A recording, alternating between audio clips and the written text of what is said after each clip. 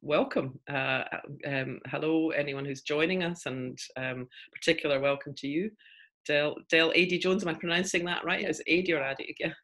Well, thank you very much, Del, for joining us for this month's conversation. And I'm really delighted that you are, and I'm delighted to have the opportunity to get to know you a little bit better. As I was just touching on in the pre-call conversation, I had noticed you on Facebook, as you do with many people, but what really caught my attention when I was unwell at the end of last year, and I was listening in bed to some podcasts, and one that you did with Jason really caught my attention and I think it was for a number of reasons.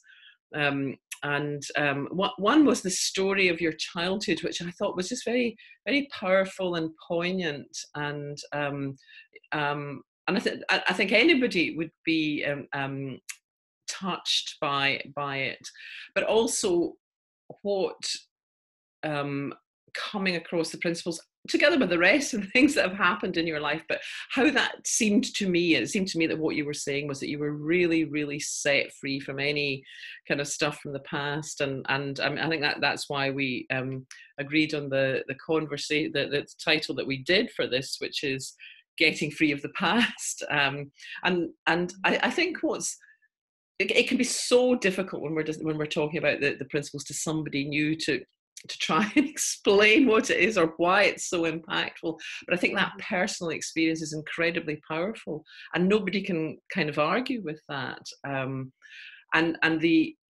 think also that personal experience begins to give to some shape and some hint of what can be on offer simply by understanding how we operate. So Del, I'm going to hand it over to you and to just sort of take it away from there, and for as long or as short as you like, and welcome to all those who've joined us live, and please do feel free to come in if you have questions, and we'll probably pause again to sort of formally ask for that at some point. But Del, thank you again, and over to you. Okay, thank you so much. And just a comment on what you were saying is I think in the principles sometimes we can be a little dismissive of our story or our past, and it's all thought, and leave it alone. But I do think there is some value to describe a scene and a pattern of thinking that came out of that scene or story, whatever you want to call it, and how, with the understanding of the principles, you can see it so completely differently. Mm-hmm. So I'll just indulge myself and you. Please do. Please do. that enjoys stories and give you just a rough overview of what it was like growing up for me. So basically, I'm the fifth child of 7 children, and I was born in 1959, so it was just at the tail end of the 50s. It certainly wasn't the 60s, and not in North Wales either. It was a very religious, Bible-thumping community, and I don't mean any offense. That I just mean it was a very judgmental community, put it that way. And we lived in the village. We lived on the outskirts of the village, about 5 miles away in the middle of the countryside. That we didn't have neighbors or anybody close by.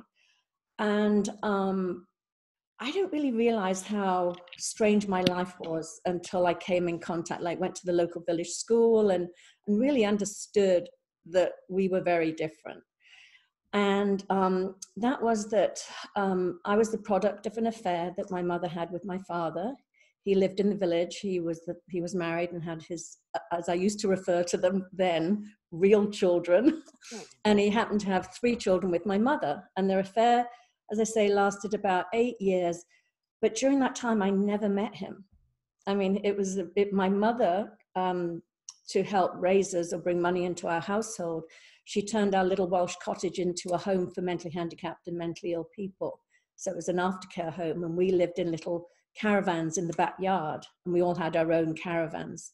My sister and my younger brother, we had one caravan. My mother had another caravan, and my older siblings had another, they had other ones. So my father would visit, but he would visit late at night, and we never got to meet him. So when I was about 4, just before my younger brother was born, my father's wife came to our house. And I remember that incident vividly. It was a very, very painful period, or rather event for me, because I could see that she was clearly upset. And I knew that I was responsible, or that's what I felt as a child, that I was responsible for her upset, that I should never have been born, and that there was something really inherently bad and wrong about me, that I would cause this pain to this really lovely woman and her family. So that was the first taste of things. Well, not really, I should say first taste that the way we were brought up wasn't normal. You know, I know that I missed having a father. I know I missed hearing about him, but not meeting him, and hearing that my mother would say, oh, he loves you so much, but he can't be with you. So it was really confusing as a young child to hear somebody loves you, but they don't want to see you or meet you.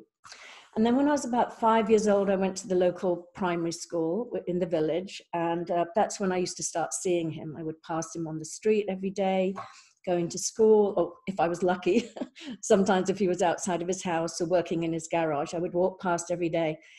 And he would just never look at us. He just would literally avert his gaze. And I made that mean that I was not good enough, not pretty enough, not skinny enough, not anything, any list of enoughs you can think of, that I wasn't enough to attract his attention or make him want to, you know, own me, as I said it, claim me as his, and love me. So it was, I just, again, at that point, so I first made the decision the year earlier that I should never have been born. I'm this awful person that's caused this pain. And then it became, I'm not good enough. You know, because I think as a child, naturally, what I realize now is that if I blamed myself, there was at least a chance of making it have a different outcome, because I would just work really, really hard at being perfect. And then there was a chance. If it was the fault of the parent, you know, to just say, well, they're incapable of loving me or whatever, that's it. There's no hope. So I was really hanging on to hope. And then when I went to the primary school, it was just excruciating, quite honestly. It was, you know, everybody knew our situation. You know, they were, you know, the polite words were that you're illegitimate. And again, the teachers could be quite cruel, as well as the other children. So I really developed a pattern of hiding, just being as invisible as possible, as to not draw attention to myself. And then also, and again, I'm just describing patterns of behavior. We know that, you know, in the principles, it is all thought, but not having had a father sort of love me, often children, like especially little girls, fatherless girls, crave that attention. So I was just craved male attention. And I, you know, innocently and unwittingly put myself in very vulnerable situations for abuse. And again, at that time, I blamed myself. I was too needy. I was also told that it was my fault, that I'd, you know, and I'd asked for it by being too needy, to whatever it was that I was. So I was just kept amassing all these labels about myself. And really, it sort of failed to mention too, but when I was about 9 years old, we moved from this tiny little cottage into a great big rambling mansion. So full of mentally ill and mentally handicapped people. And at that time, I think we had about 50. And my mother, again, innocently, at the time, I was like, what are you doing? She just had this sort of reaction rather to being like, you know, these are our family, these are extended family. So she dotted all the children all over. You know, I was on one wing, my sister was on another wing. And we didn't have a sort of core family unit. And I was terrified. We didn't have locks on our doors. People just came in and out. And it was just a very, very frightening time. And I used to think, again, I developed a pattern of thinking that if there was a man in our lives or a father, that I would be safe and I would be loved and I'd be happy. So that sets you up for a lifetime again of looking to the outside to feel safe. And I forgot to mention my mother, again, innocently, when we were young children, she said she was an atheist. So we grew up in an environment where there wasn't a God. And I think in her later years, I think she softened with that. I think she did feel there was something, but certainly at that time she didn't. And I remember thinking, this is crazy. This life is crazy. And if there's nobody that I can lean on, I'm all alone. And what I realize now is I was really looking for that spiritual connection, but I was told it didn't exist. And I, at that time, when I was probably in my late, I would say around 18, I found myself in a situation. I was alone living in the Canary Islands. I left home very young. And I just thought, God, I'm not equipped to live in this life. And even again, I didn't blame life for what had happened to me, or I blame myself. I just thought everybody else is equipped, everybody else is handling it really well, and I'm just too naive, too weak, too whatever. And I had, again, all my labels of what was wrong with me, that I couldn't function in this world. So I really wanted to take my own life. And again, the only thing that stopped me was my mother, because I knew that as busy as she was, and I at times resented her, taking care of all these mentally ill and mentally handicapped people, because she really didn't have much time for us. I knew that her children were her world. And I thought, I can't do this to her. So I've just got to stick it out. So basically, I really just carried this view of life, view of myself with me for the first 50 years of my life, I would say, until I came across the principles. And it was once I came across the principles, I was able to see for the first time, because before, even though I loved my mother dearly, I was like, what were you thinking? But now I realize that, separate realities, I don't know what they were thinking. All I know is that they were doing the best they can with the thinking they had in that moment.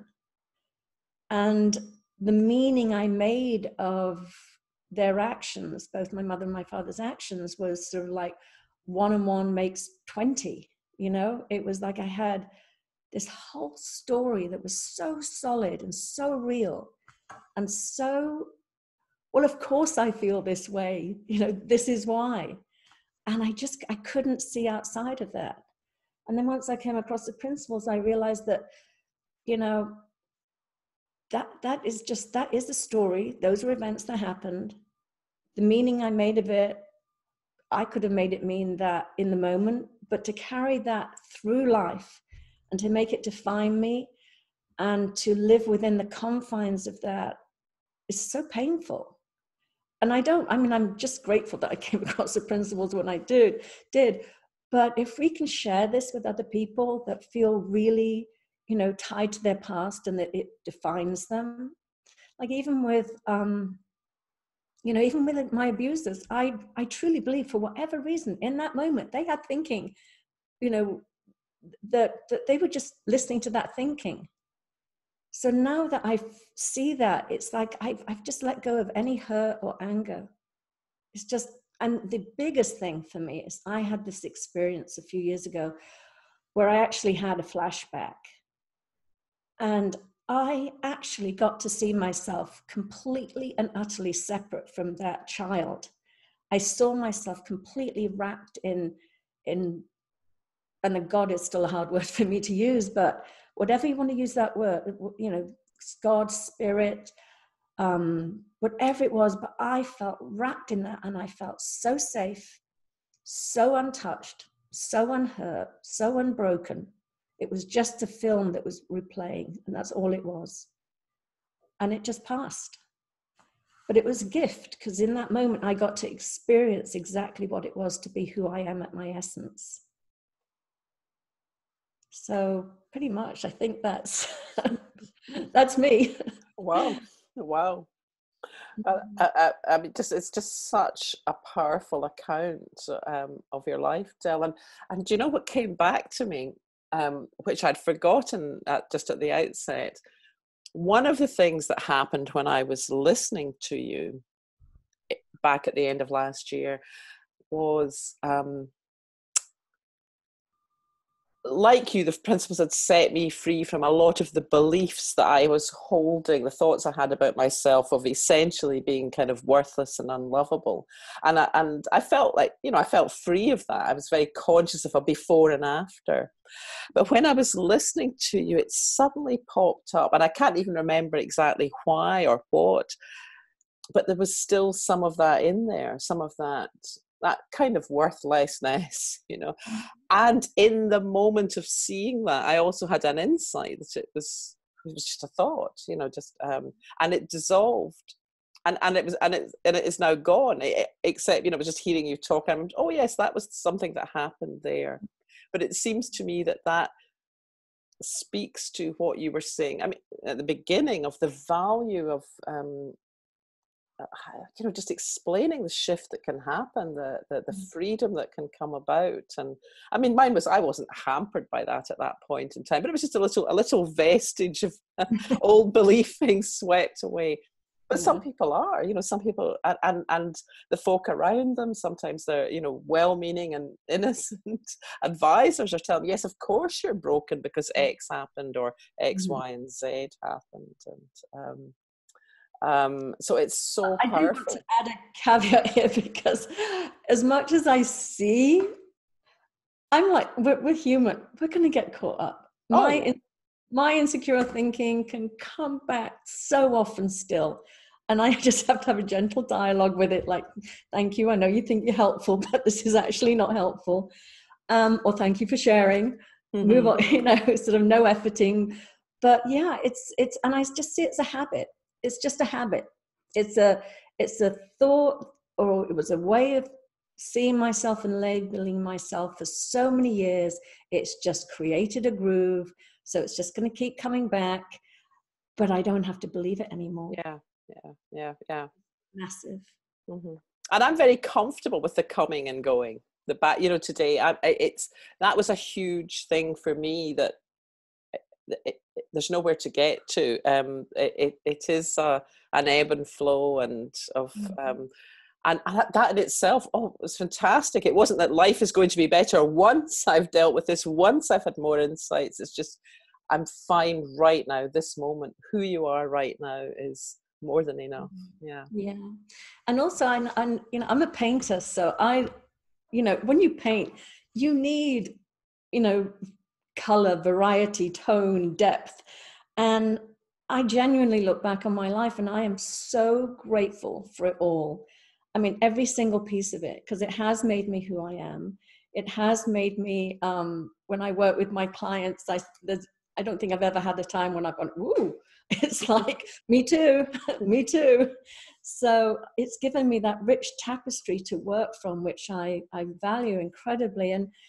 And again, looking back, it wasn't all terrible. I mean, growing up in the countryside of Wales, it was idyllic. We were like little vagabonds. We were running around the countryside, picking blackberries and playing in the woods and in streams and just on our own.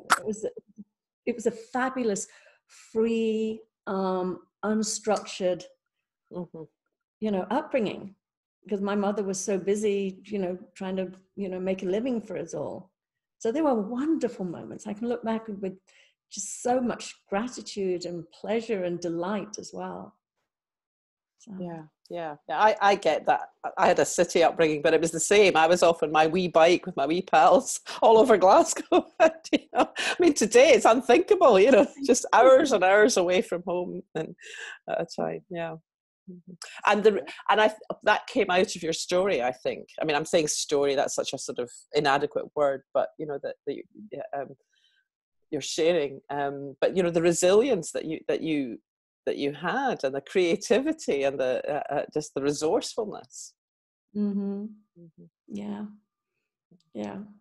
Yeah, I'm just having another story in my head. I don't know why I'm going to share it, because it was one of my lovely stories. We had really no money growing up, and my mother used to get our gifts from the rubbish tip. She would sew and dye and paint and make things out of what she found. Or, you know, our big night out was going to the local jumble sale with pennies in our pockets. And while she was trying to get clothes for us and for the residents, you know, she would be like, you go and do your thing. And I was like a little magpie, and I just went for anything that was beaded and glitzy from the Victorian times and the 20s. And, you know, I would buy them and she'd let me wear them. You know, so it was a very eccentric, you know, wild upbringing, but that's what led me to becoming a costume designer and coming here and working in Hollywood for, you know, quite a few years, doing costumes and styling. So it's, you know, it had its wonderful aspects too. Lovely. So does anybody? Yeah, I was going to say. I was just going to, of course, if anybody does want to come in, please do unmute yourself. And I know, I don't know if you saw a comment from Lynn just thanking you for sharing. Thank you. I was going to ask if you could, because we've talked about, you know, the sort of before and the after, but how you actually came across the principles and what that process was. Well, that was an interesting one. I was going through an extremely painful divorce. I think it's the separation started in 2008, 2009. We'd had you know, and I don't normally ever talk about my marriage, but just briefly, it was a challenging marriage, put it that way. And because I was unhealthy, I'll talk about my side, but I wasn't ready. I had done 30 years of therapy, but I still wasn't as healthy as I am today, put it that way. And I think when two unhealthy people come together, it can be quite volatile. So I was going through the separation. I was visiting my sister in Spain, and being there in Spain with her, I was able to sort of relax and get away from the situation a bit. But as I was on the plane coming back from Spain to LA, I just started having a panic attack on that first leg of the flight from Spain to London. And I mean, a real panic attack. And I just thought, God, I don't know what to do. I can't take a sleeping pill. I didn't drink at the time. So I was like, how do I calm myself down? You know, and I remember thinking, it was really horrendous. It's the only thing I can put it. And thank God I had two beautiful children that were my life. And that I just thought, well, you know, I got to keep it together for them. So when I got to London, I was in a bookshop and this title just jumped out at me and it said, "Stop Thinking, Start Living." And I was like, God, give me that. And I started reading it, and it was Richard Carlson's one of his very first books. It was written, I think, in the early 90s. And I read it cover to cover from London to LA. I didn't even have my nap. I didn't take my sleeping pill. It was like, oh my God, this is so invaluable. And I found myself calming down as I read it. And so that was my first exposure, but it wasn't referred to as the three principles back then. So I didn't know. I read his other books, Don't Sweat the Small Stuff, but it was so diluted from what I'd first read that it just was like, it didn't mean the same to me. Mm-hmm. So then I loved the book, shared it with many people, certainly helped me. I mean, everybody was like, oh my God, I can't believe how well you're doing. So clearly it had an effect on me. And then about 5 years later, I was doing a coaching class. I had graduated in 2008 from Santa Monica University. I did a master's in spiritual psychology there. And I'd gone back in 2015 for their coaching program. And Steve Chandler was talking about the principles, but again, he didn't reference them. So I was like, I know this. So long story short, I came across it again in 2016. And I was like, I've got to research this Richard Carlson thing. You know, by then it had a name for me. 2016 was when I knew it was the principles. I look back, and in fact, he had, you know, his father and George Pransky were very good friends. They'd both been students of Sid's. And so he was talking about the principles. And then since then, I just absolutely, you know, immersed myself, live, breathe, everything principles. And, you know, I was one of those that it took a little while. And again, I'm grateful for that. You know, there's some people that, you know,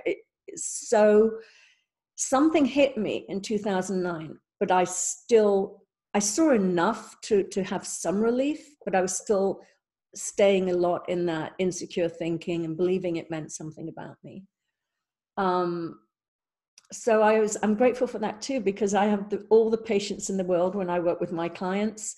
You know, some people are like, well, if they don't get it in the first 3 sessions, and I'm like, oh no, please, you know, I had to hang in there so hard for the first, you know, couple of years before I really, and again, and that's what's so beautiful about this, is it just bubbles up. There's just, I had an insight this morning at a different level. It was the same insight. We always have the same ones again and again, but it was just a different level. And I just find it fascinating. I love being in the conversation. I love sharing it. I love doing my YouTube show and podcast, Insightful Conversations. I'm selfish. I get to talk every week with amazing 3 Principles people, and, you know, then do my sort of being of service, and that goes out in the world, and other people get to meet them via my show. So yeah, that's pretty much how I came across it. Oh, lovely. Yeah, lovely. And how long have you been doing that, your show? How long has that been a feature? My show that I have now, Insightful Conversations, is just beginning its 2nd year. Mm-hmm. Prior to that, for about 2.5 years, I did another show co-hosted with another woman, and we called it Mind, Body, Soul. And it was like physical fitness, spirituality, psychology. So we covered everything. Mm-hmm. And then just over a year, about October 2018, I just was like, you know what, I can't do this anymore. I can't have another law of attraction person on. And, you know, I just thought, you know, I've just got to go straight for the principles. And that's the other thing I want to mention. I mean, as I mentioned, I hid so much as a child. I was painfully shy. And not just as a child, an adult. And if you had said to me, oh, you're going to, you know, host your own radio show, it was absolutely not on my radar. Why on earth would I ever do that? And I think that just, again, points to the principles, that the need to share, or the need to, or the want to share, I'll use rather than need, is more important than me being, you know, believing my insecure thinking and believing my label of I'm shy. Yeah. And just, you know, going for it. So, and it's still, you know, I mean, I get thinking coming up every now and again. Yeah. So. But thank God that you are doing what you're doing. And, you know, it's become more and more clear to me that, that, you know, there is a need for it. We have that expression that we use, like, stay in the conversation. And that, you know, what's increasingly clear to me is that doesn't just mean go on another training. You know, and I'm very interested in encouraging the kind of grassroots spread of this. You know, I think that's perhaps one of the things that's we could use more of, and, you know, and just encouraging people to do whatever occurs to them to share it. And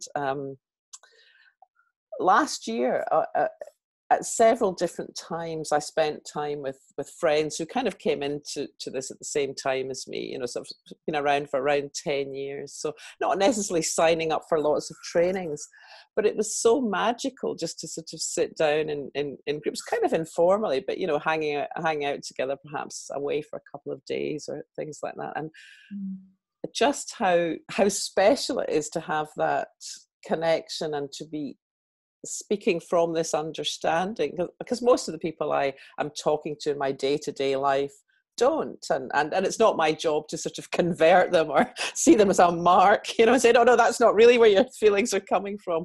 So you're kind of, just going along to get along and, enjoying life. But there's something so special of having that connection with I think, people who really get that, and something magical often happens. And that's been part of the motivation for doing these calls, just to. And I'm very interested in having people who are not on every other webinar, sort of, so that, just that we, and we can, I think we can all play a part in, if it strikes us as something that we're drawn to.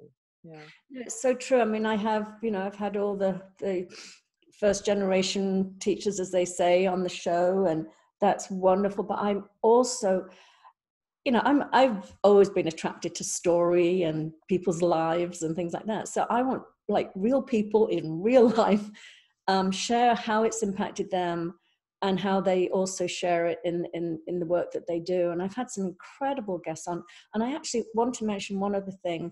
I'm not sure. I'm trying to help bring the iHeart training over here, talking about, having it be more grassroots and not just for people that can afford to go to trainings and things like that, but by taking it into, our schools and teaching our teenagers before.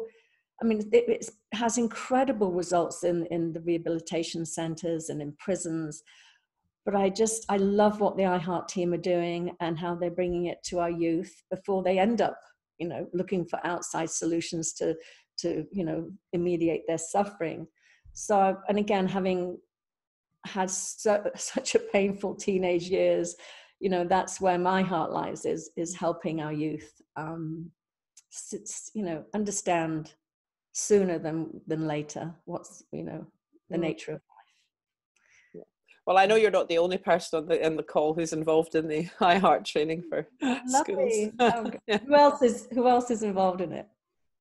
Patsy. Really? I didn't want to, until she put her hands up, I didn't want to out her. I think that's something to be really proud of. Well, I just feel it's her place, not mine. That's great. Yeah, so I'm not sure if anybody has any questions or... Yeah, we'd love to hear from you. What's brought you to the call night?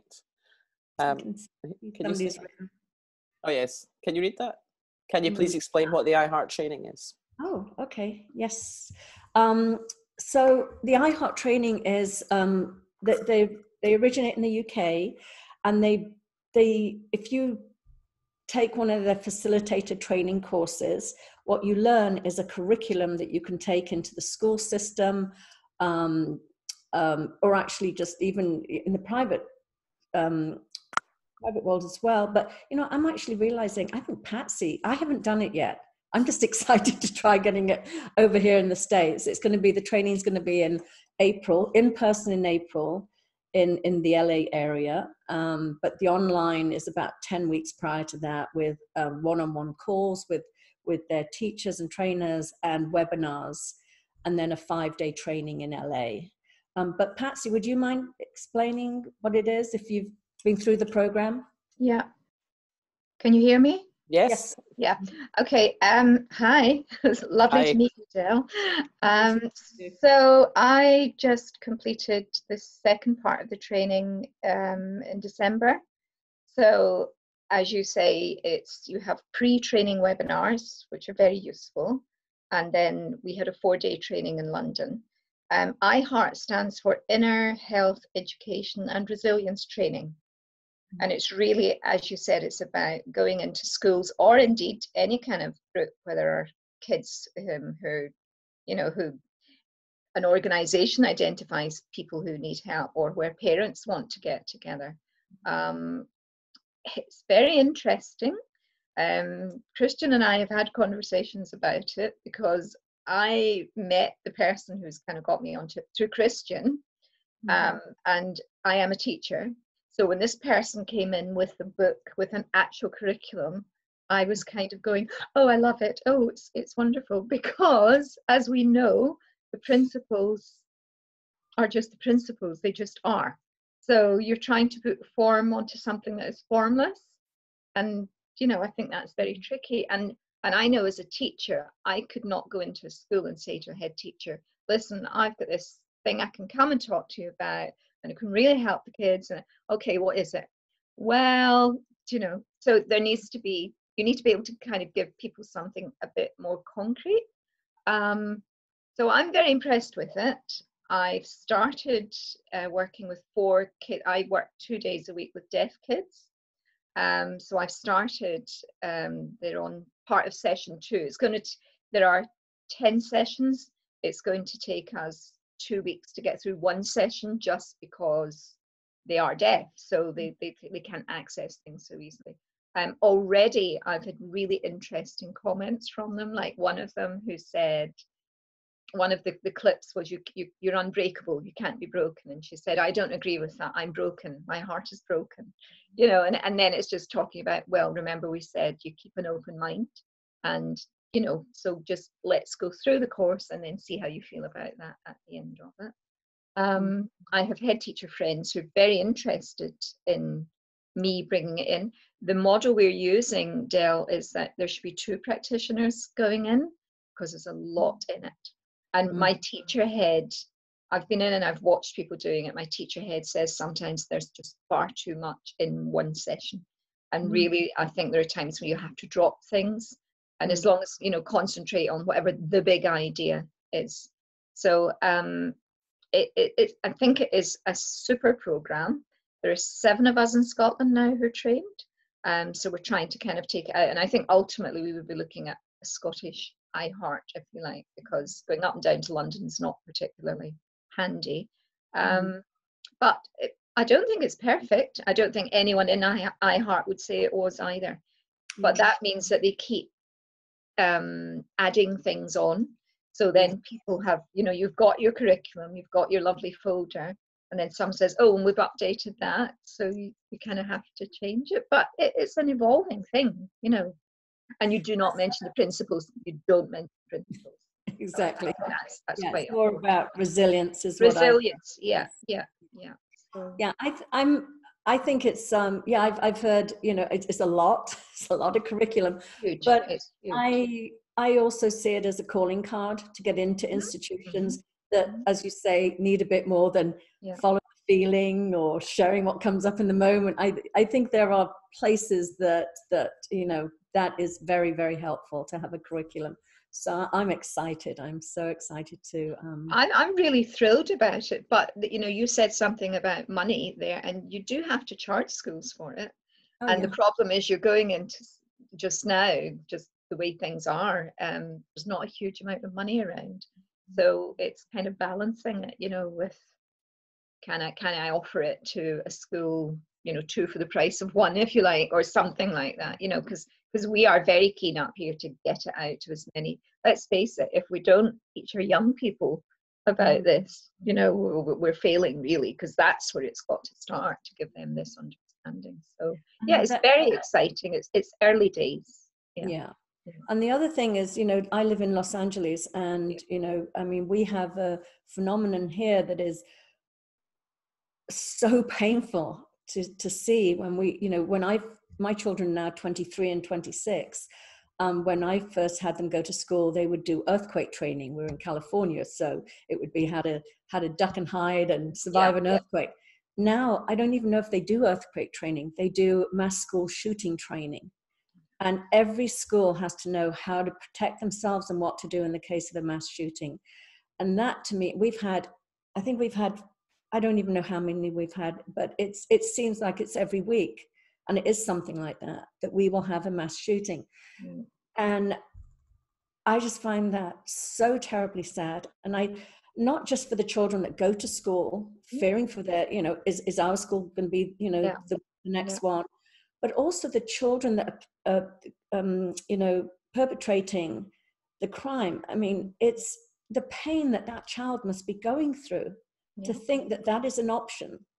To kill other children and to kill themselves. I mean, so I feel so strongly about getting this out, because I see there's a crisis.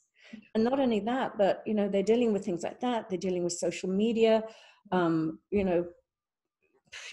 self-harming, climate crisis. We didn't even have the climate crisis when we were growing up. My children are a bit like, well, why would I have children? Because there's not going to be a world for my children to grow up in. That's an issue. So there's a lot facing them, and I really, I'm going to do what it takes. So there's a great clip in one of the sessions, and it's a survivor, a young chap who survived a school shooting, and it goes through his stages of how he just did not want to go to school, which is perfectly understandable, and how going through the program has helped him kind of just absorb that was an experience, and he is alive, and he can celebrate that. But yeah, I think there's an existential thing going on with kids, because they're all talking about social media, not feeling good enough, and everybody's prettier than I am, and their boys have all got better girlfriends, and it's huge. It's absolutely, it is huge. Somebody just commented that not just in California. I might have said California. I mean, in the United States, across the country, we are. Yeah, it's not just a gun issue. It is a mental health issue too that I feel needs to be addressed. Yeah. Del, I've got another question. I don't know if anybody else on the webinar anyone who's here live, but if there isn't anyone right at the moment, somebody messaged me one, and it's a biggie. A biggie, okay. Yeah. So the question is, this person said, my question for the webinar would be about mind. Is mind or God all powerful? If he is, why do the world need for us humans to raise our level of consciousness? Why do we have free choice? It seems very cruel to me to give us the possibility of suffering. I'm a little stuck with this. And I just wonder, you're not required to give a definitive answer, but I wondered.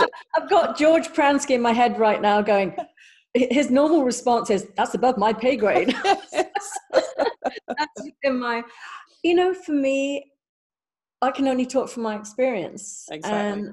And as I said earlier, I know I suffered, but at the same time, I have zero regret about that suffering. That I think it's the natural state of our humanness is to go in and out of low mood, high mood. Suffering can be in the low mood, but I just think that is what makes life, that tapestry I was talking about. Who knows why it happens? I don't know. All I know is I'm grateful for all of my experiences, every single one of them. Even when my insecure thinking comes back in, I don't try and fight that anymore. It's just here. It's just telling me that, maybe my thinking is not as healthy as it could be, or whatever it is. But it's just so, I just know that it's just going to pass. It's just going to pass when it's ready to pass, without my interference, without my help. But no, I can't. I'm going to do it, George. I cannot, that's above my pay grade. That's as deep as I can go. Yeah. I think what strikes me about is just having an awareness of the principles, having had some insight into the system to the extent that I have, is that it has changed. Well, it's certainly changed my view of the past. It's removed the sense of victim. So simply knowing that who I am is not up for grabs, that there is an essence, and actually I was just writing about this today, that one of the reasons I couldn't find a faith in a sort of higher power was I had a very firm preconception of what that should look like. And of course it didn't measure up like that.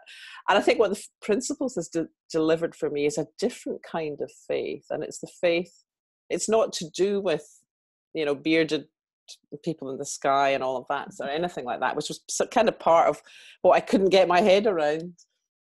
But it's to do with knowing that the potential to be okay in the face of anything exists within me. That's my birthright. Now, I might not be okay if things that I don't like happen or I don't want, but the potential will still be there whether or not, And it's a different thing than what I was looking for, that has been revealed to me, that's been given to me through understanding the principles. Yeah, I think probably in a way it was an advantage for me not having religion as a young child. Well, I shouldn't say it has its positive and negative effects, but I didn't have that formal religious upbringing. But when I was about 9 years old, my mother had enough money to send us to private school, so she sent us to a convent, and they knew about our situation, so they weren't very happy. Took them up. My mum bought them a piano after a couple of years, and that lightened them up. But the nuns were very, very opinionated and very strict Irish nuns. And so but I knew there had to be something. And when I first got to America I think it was when I was 21, I found there was this beautiful little bookshop called the Bodhi Tree, and I just went on a mission. It was like I read every book, did every workshop. I just knew there had to be something else. I really did. And again, a fabulous and amazing, journey through all those years of exploring different things, different modalities. I was a shadow coach for quite a while. I don't know if that's the sort of Jungian reclaiming the shadow, which I loved because I had so many things that were in my shadow that I had deemed as, unacceptable about myself, that when I was able to sort of like look at that and embrace it and embrace the totality of who I was, that helped an awful lot. When I came across the principles, it was just really the icing on the cake. It's like, because it pointed in the same direction. Mm-hmm. That we're just spiritual beings having a human experience and to just be loving and kind and gentle with ourselves and other people. And when we are like that with ourselves, when we are understanding towards our own humanness, we're understanding towards everybody else's. And that just is the ripple effect, the peace that comes from that. Lovely. So that's God and the universe dealt with. Yeah. Yeah, lovely. Thank you. Thank you.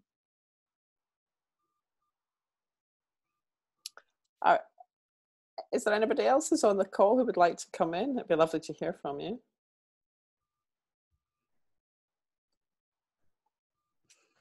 And